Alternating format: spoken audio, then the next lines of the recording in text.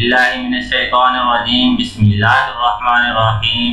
मुजर्रब वज़ाइफ के मुअज़्ज़िज़ नाज़रीन कराम, अस्सलामु अलैकुम व रहमतुल्लाहि व बरकातुहू। दोस्तों, सबसे पहले आज 14 अगस्त है, तो मैं आप लोगों को जश्न आज़ादी मुबारक कहता हूँ।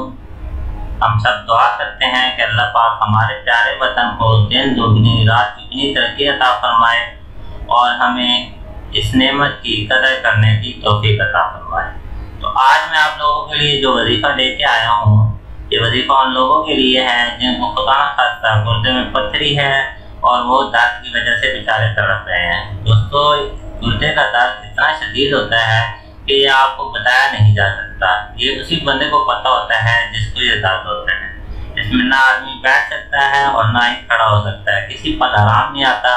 बंदा कहता है कि यार कोई भी मसला हो, किसी भी तरीके से मेरा ये मसला हल हो जाए, और वो फौरन डॉक्टर के पास पहुंचने की कोशिश करता है। तो मैं आप लोगों के लिए जो वजीफ़ा लेके आया हूँ, ये वजीफ़ा मदारिजुन्नुबुव्वा में मौजूद है। हुज़ूर नबी करीम सल्लल्लाहु अलैहि वसल्लम ने ये वजीफ़ा बताया है और ये हज़रत अबू दरदा रज़ियल्लाहु ताला अन्हु की रवायत है। तो मैं आपको ये बताऊंगा जिस तरह ताजदार रिसालत सल्लल्लाहु अलैहि वसल्लम ने ये वजीफ़ा बताया है। इस दुआ को पढ़ने से इंशाअल्लाह अज़ीज़ आपका पेशाब खुल जाएगा, क्योंकि पेशाब से जब गुर्दे का दर्द शुरू होता है तो पेशाब आना बंद हो जाता है और ये ज़्यादातर पथरी की वजह से होता है।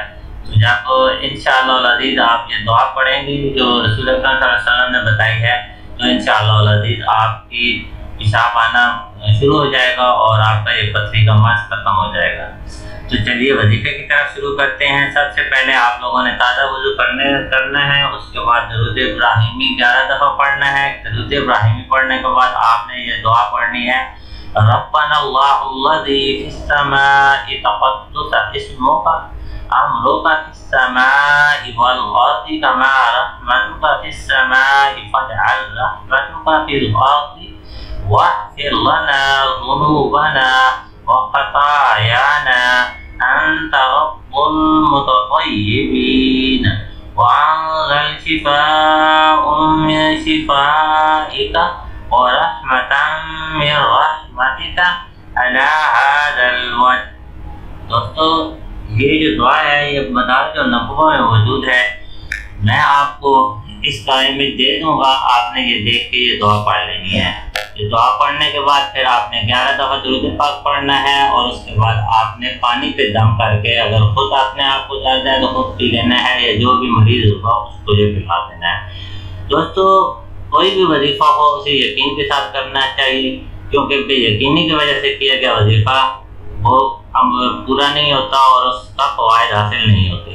तो ये वजीफ़ा आपने इस यकीन के साथ करना है कि ये रसूल अकरम सल्लल्लाहु अलैहि वसल्लम का बताया हुआ वजीफ़ा है। तो इंशाअल्लाह अज़ीज़ ये वजीफ़ा मेरे लिए ज़रूर अमल करेगा और मुझे इसका बहुत फ़ायदा होगा। तो इंशाअल्लाह अज़ीज़ अगर आपने पूरे यकीन के साथ किया और इस यकीन के साथ किया कि नबी अकरम सल्लल्लाहु अलैहि वसल्लम का बताया हुआ कोई भी अमल कभी भी गलत नहीं होता, तो इंशाअल्लाह अज़ीज़ आपका मसला हल हो जाएगा।